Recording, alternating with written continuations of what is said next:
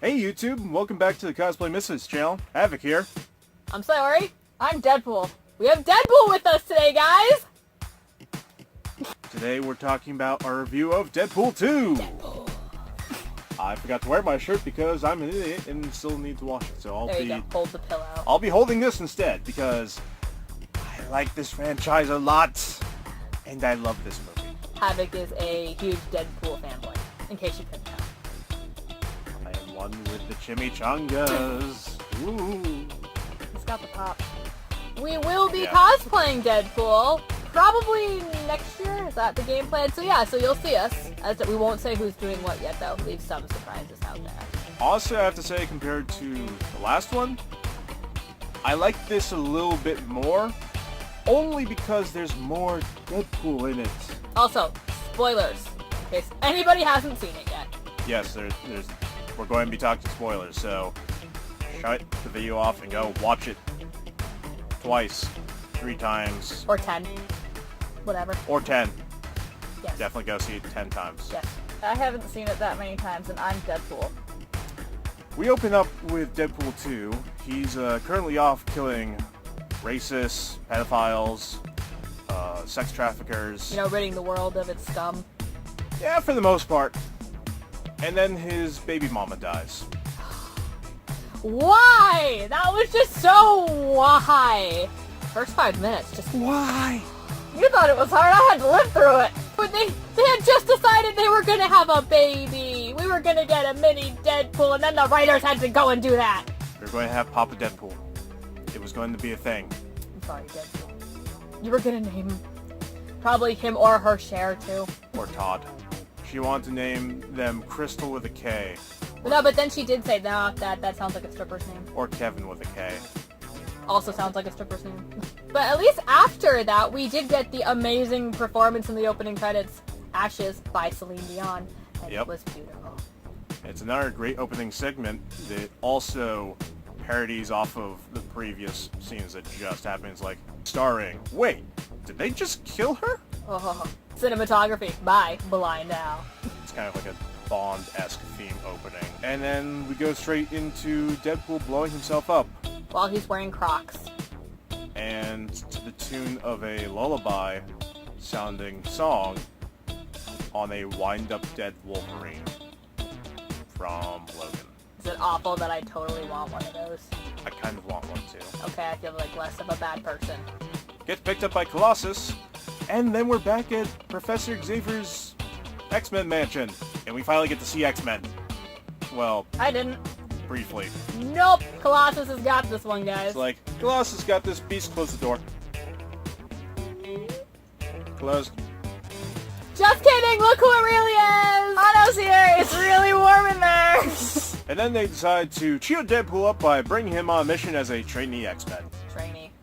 Yeah, because then we got Negasonic sporting her new do. With her new girlfriend.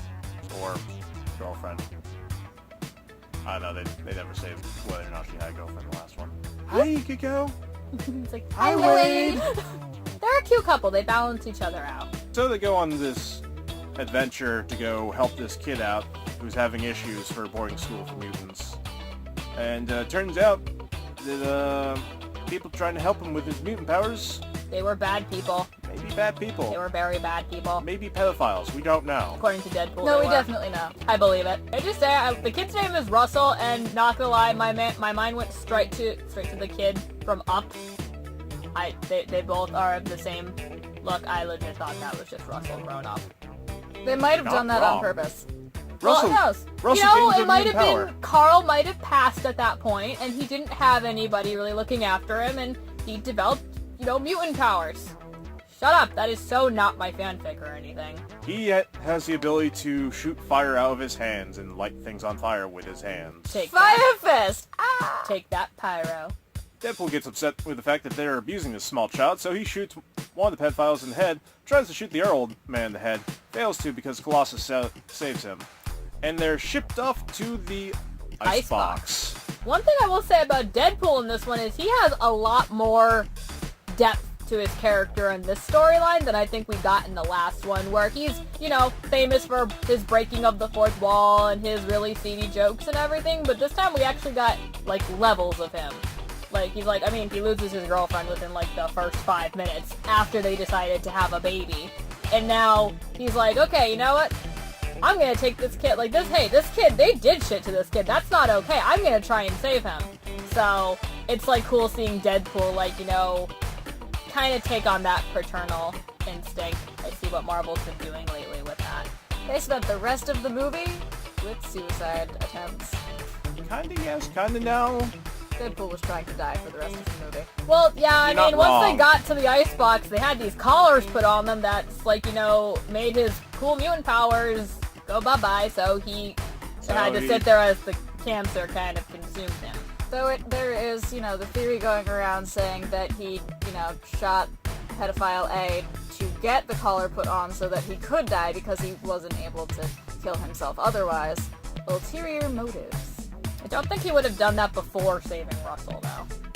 I think that was his main objective once he saw what they had been, because he had marks on his neck showing what the pedophiles, let's face it, that's what they are, had been doing to them instead of actually helping them. Cattle prods aren't very helpful to the throat. Not entirely sure how that helps anybody, even cattle. And along the way, we eventually run to our other prime character of this movie. Thanos? Cable.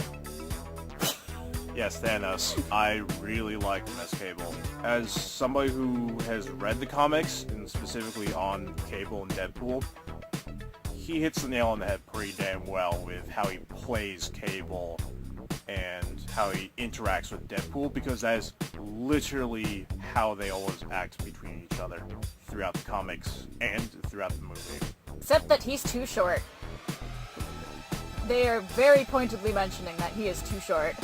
I kind of like that Cable isn't really considered, like, the bad guy, really, mostly because I kind of feel for him, given his situation. He's from the future, and yeah, it's not the kid's fault when he's 14, but when he's an adult, he goes and kind of burns his family alive. You're gonna react a certain way, so, I mean, yeah, killing a kid in the past probably isn't the best option, but I kind of understood where he was coming from. I will say what I love about this movie is that they actually took Deadpool's healing ability into different and new ways that he could use it to fight people.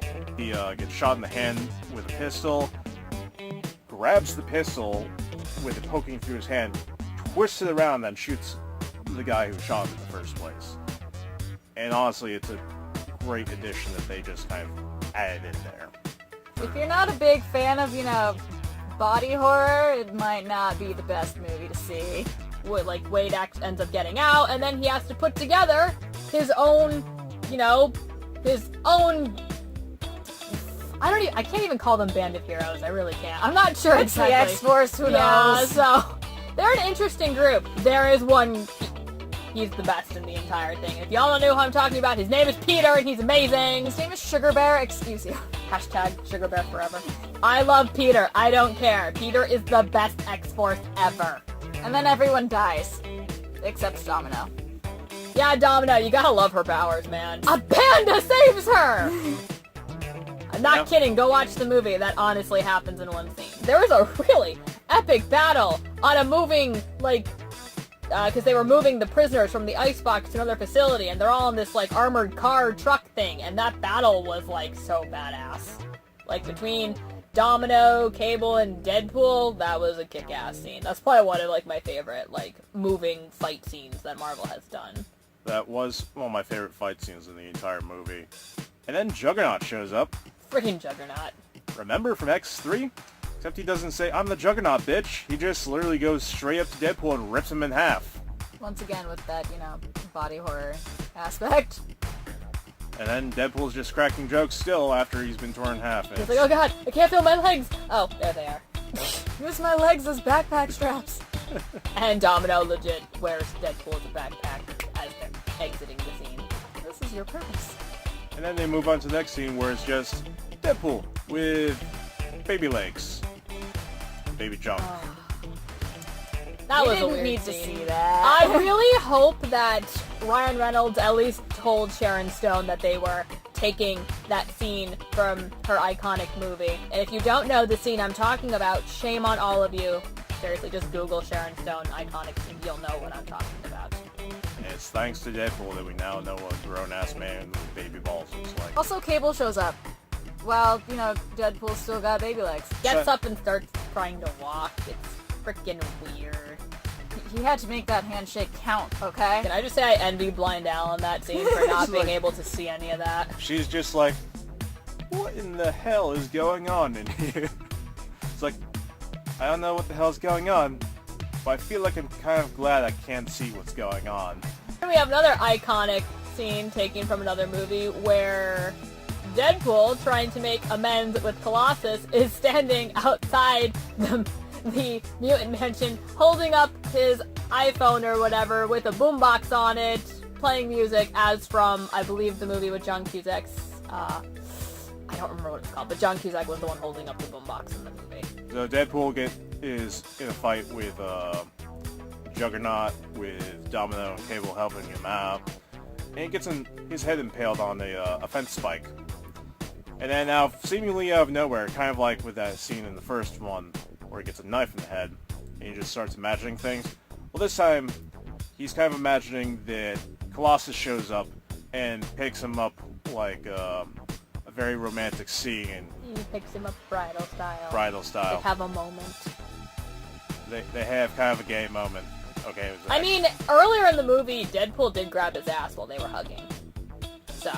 He is pansexual, so. I ship it. Vanessa doesn't ship it. CGI fight between Colossus and Juggernaut. And then Cable and Deadpool go off to save Russell. At least, I mean, then Negasonic and Yukio do get to show up at that point. They you do. know? Eventually. So, that's a downside in the movie. They're not in it a whole lot, which is a shame because, Yeah. I mean, I feel like they're credible characters. Hopefully we see more of them in later movies. I mean, I'd watch a movie with just them. Like, I mean, I would not too. just them. They shouldn't be the only two characters, but I would definitely watch a movie that starred them. Yeah, because Negasonic didn't have a lot of screen time in the first one either, so. That's one of the few downfalls with this movie, is just that there's a lot of characters that they throw at you. Like Peter! Some are more important than others. And then there's just like a bunch of random X-Force guys who are just there to die. Like Shatterstar. He was just there to die. And I- Vanisher. Yeah, Who's thanks, Brad Pitt? thanks Brad Pitt for that 5-second cameo. Good looking out. It was good to see you electrocuted. Deadpool and Cable are both trying to save Russell. Oh, best And music! kill Russell. Best music ever plays during that entire slow-mo scene. It's, like... The sun will come out tomorrow tomorrow. from Annie. Legit. It is amazing. It's all like, you know what? This oddly fits. Just because it's Deadpool. Deadpool saves Russell from being shot by Cable. And then he attempts to die, not once, not twice, not 3 times, but finally on the 4th time he finally dies. For, what, like 5 minutes. Yeah, and then Not him even. and Vanessa have a moment. And Yeah. then... She kicks him out! And then Cable decides to use the last of his time-traveling powers to travel back in time to save Deadpool from getting shot by him. By giving him back his anniversary gift that he gave to Vanessa. It was a game token from their first date. Yep. His gift was her Marina. He didn't know what it was. He thought it was a bomb. They all live happily ever after, except for the old pedophile who eventually gets run Oh, over by best death ever! who gets slammed into another vehicle by Buntu or Brown Panther. Brown as, Panther, right with the cab, just boom. It was beautiful. You know you're best friends when you execute pedophiles together, which is what Deadpool and Cable did. It was amazing to watch. Cable disagrees that they're best friends. His daughter and wife from the future are safe now, since, you know, The Russell bear's didn't, okay. yeah, Russell didn't turn into a bad guy. The best part ever is Negasonic fixes Cable's watch, and Deadpool goes back and saves Vanessa and Peter! Yep. I really like Peter, guys. Sorry, I'll stop now. But yeah, the end credit scene. Xbox! The end credit scene is after Negasonic fixes the time traveling device. Deadpool goes back in time, saves Vanessa, saves Peter, goes back and shoots Ryan Reynolds in the back of the head to prevent him from ever playing Green Lantern. We thank goes you. back in time to X-Men Origins Wolverine and shoots himself at the very end of that movie so he doesn't become that really shitty version of Deadpool. As Logan's just kind of standing there staring at him as he's shooting That himself. was great. Oh, You- Scratchy! It was amazing. I thought it was funny how they thanked Hugh Jackman in the credits. Overall, the movie was great.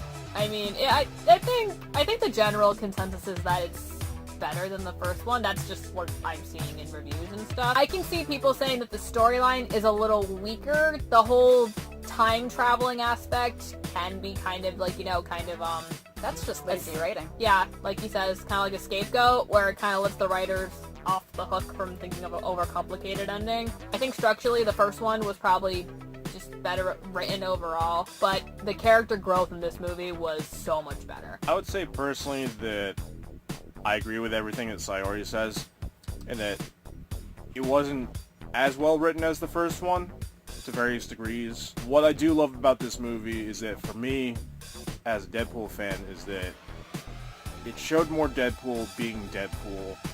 There was enough humor in there to offset the dark moments, and there was enough dramatic moments that you got to care for the characters, and the wall breaking actually kind of helped with those scenes a little too, in some instances. Overall, I would say I like this slightly more than the first one, but to me, I love them both equally, and I'm probably going to go see this again. Deadpool can speak. I enjoyed it. I enjoyed it a lot. I've seen it twice, and it's just enjoyable to, like... Stan Lee didn't get a cameo. I don't like that. His cameo was just, a picture on a wall. What they're starting to do with that, I think we're just going to see his face in a lot of Marvel movies to come from, because what they say is, yeah, it's only a few seconds on screen, but that takes a lot of filming to do, and let's face it, guys, he is an elderly man, and that's a lot of traveling for him. Also, we have to be realistic. We're not going to have Stan Lee for so many years to come, so we kind of have to get used to the fact that we're not going to see him in every Marvel movie, because we're going to have probably a million more to go. So they're probably trying to wean us off of it, but still, it was slightly disappointing to just, see his face, because I missed it the first time that I saw the movie. So did we. Just completely missed it. If you're looking for it, it's legit when Domino is touching down on her parachute. You see his face graffitied on the side of a wall. I demand more Negasonic and more Yuthia. I especially like this one for keeping true to how he is in the comics about killing kids, because in the comics, he hates that idea. He wants nothing to do with killing children, and they stuck true to that in this movie, so... Hopefully in Deadpool 3 we'll get a baby Deadpool! We hope you enjoyed our latest edition of Idiocy here on the Book of the Internet. Keep us bookmarked by liking our video, subscribing to our channel, and following us on Facebook. And stay tuned for our next chapter.